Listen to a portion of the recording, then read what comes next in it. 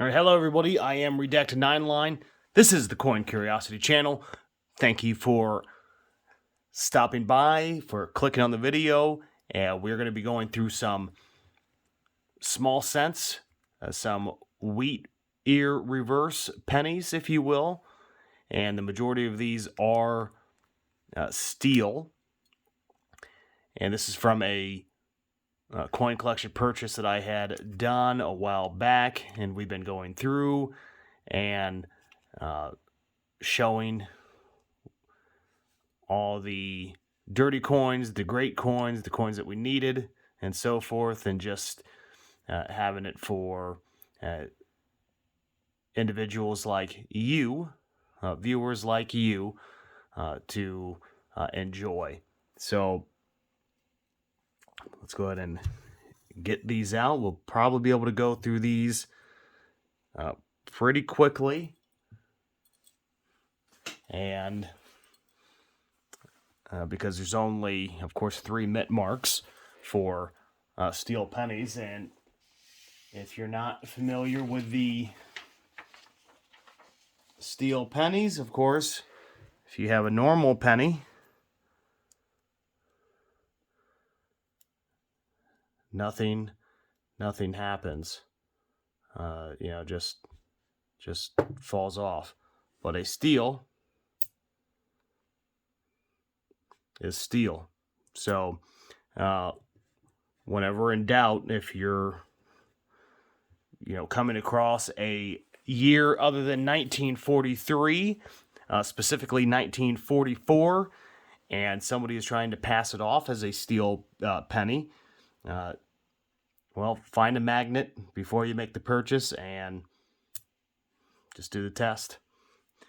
So we'll go ahead and do these normal or wheat reverse pennies first.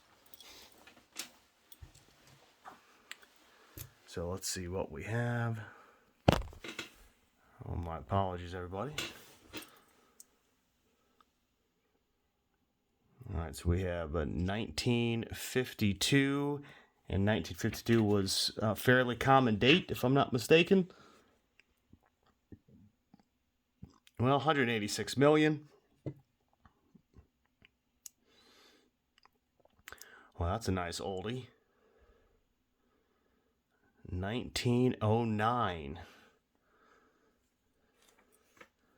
So the 1909.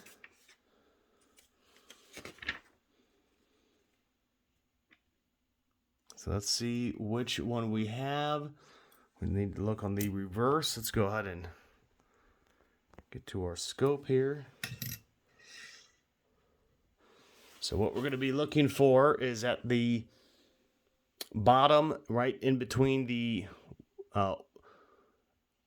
wheat ears, at the very bottom, or their stems. We're going to be looking for the initials VDB, which is for the engraver,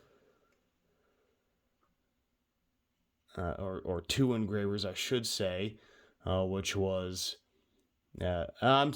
scratch that. Let me just make sure I'm giving the correct information. So the designer, Victor David Brunner, VDB. So let's see what we have. And I do not see the initials, which would be right here. You would be able to see them. So we just have a normal 1909. I say normal. Let's go ahead. So this is would have been 72 million minted, 72,700,000 approximately. But even in bad condition, in the condition that this is in, this is $3 on the low end. So it's not a bad one to have. We'll take that. All right. So we have a 1938 Philadelphia, 156 million minted. 1928 Denver. This one was actually a low mintage. We had 31 million minted. 31,170,000. So this is about 75 cents in the worst condition that you would be able to find this. Again, I've said this before, worst condition is that you can still identify the coin, the year, and the mint mark. So at least 75 cents there. 1935, 245 million minted. What was it, 35? Yeah, 35. A little bit worn on the back. Potentially, yeah, just worn on the back. Well, let's take a look at that spot, actually. I was curious. See, this spot looks to coincide with that, almost as if it was...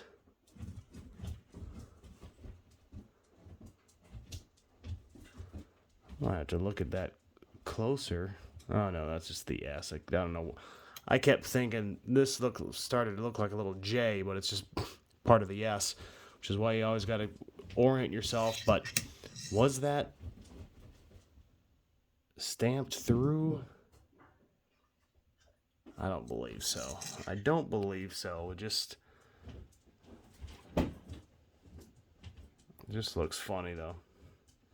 But anywho, 1935. Sorry, I'm getting just caught up on coins again. It happens, everybody. 1936, San Francisco. So here we had 29,130,000 minted. So not a bad one to have here. I'm sure that'll be able to go into a book. One of our coin books that we've had. So, okay.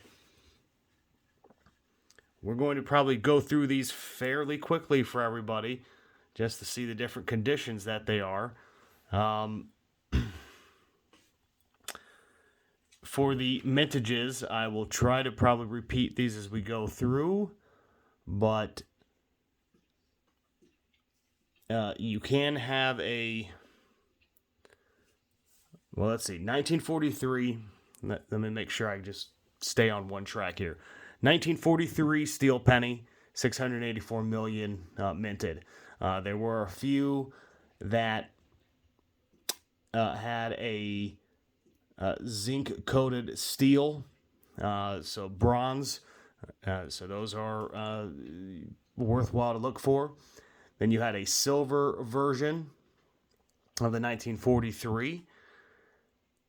The 1943 Denver saw 217 million minted, approximately, and some of them have a doubled mint mark on the D.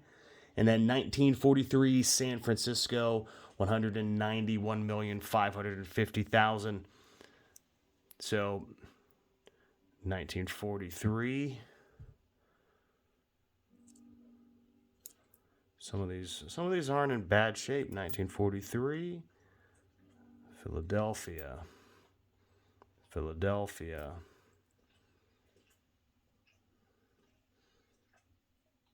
Well, I'll just put that underneath the scope real quick. I'll just confirm with everybody. That was just a Philadelphia.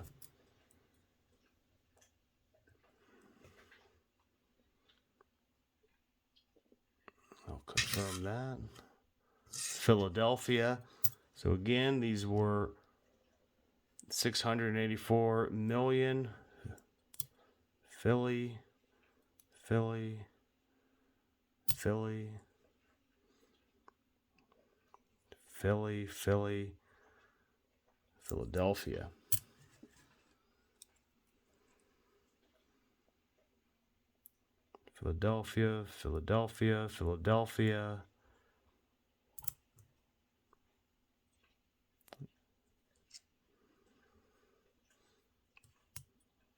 Yeah, as I said, some of these are not in bad condition.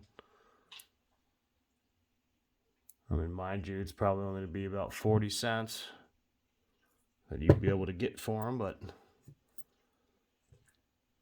as I said, I thought this would go fairly quickly, so 43, 43. Well, I'm getting the feeling, everybody, that these are all Philadelphia's. Philly, Philly, Philly. Or sometimes I like to say Papa.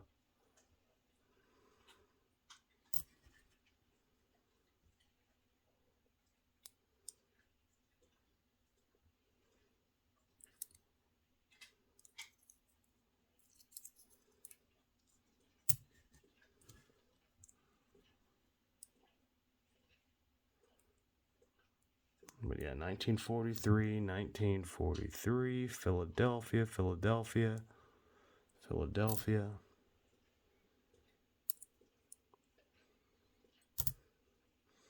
And I suppose probably what I should do, since I have all of these, is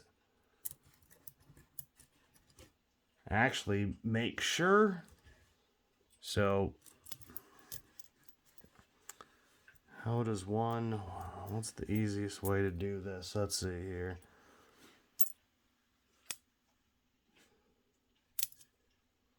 So all those are sticking.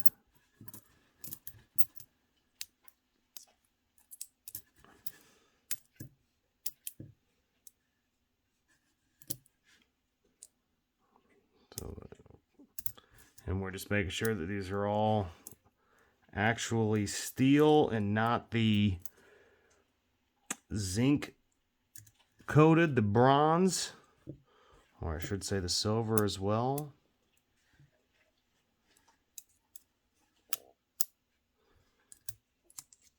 So this is just a fun little game to play.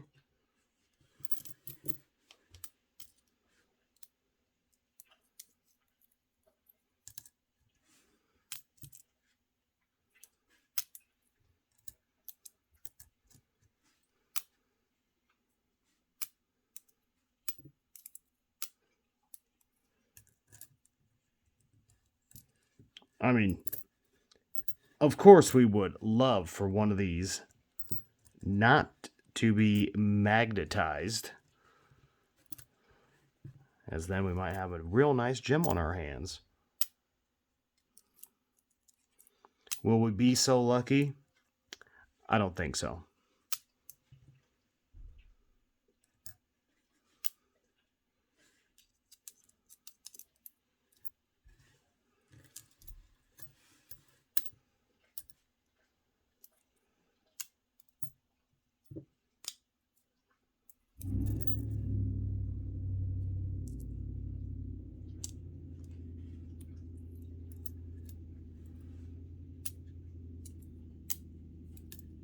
I know this is probably some of the most stimulating content that you have watched today,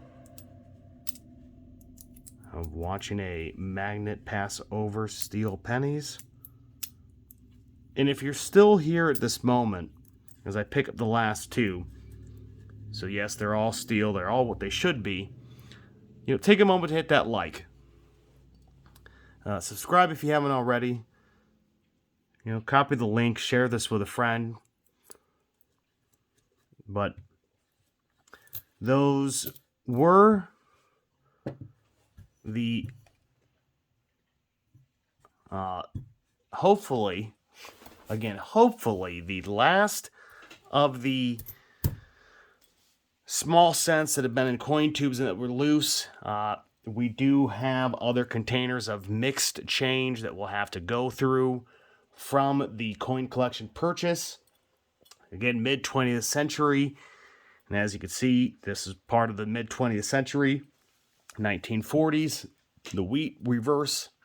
But there's some other good coins coming up. As I briefly have seen what we have, I believe there's some Buffalo nickels. We have some silver $50. I think I saw perhaps some Mercury dimes. I don't recall everything. And actually, speaking of small cents, there are some actual small cent books that were in there. Books similar to, this, when I say books, that are full. So I have to go through those now. So I forgot about those. But I digress. Thank you for watching. It's been a pleasure. I've had fun. I'll throw my magnet back up on the safe. And I look forward to seeing all of you in the next video for the Coin Curiosity channel. I have been Redacted 9line. Thank you for watching. Take care.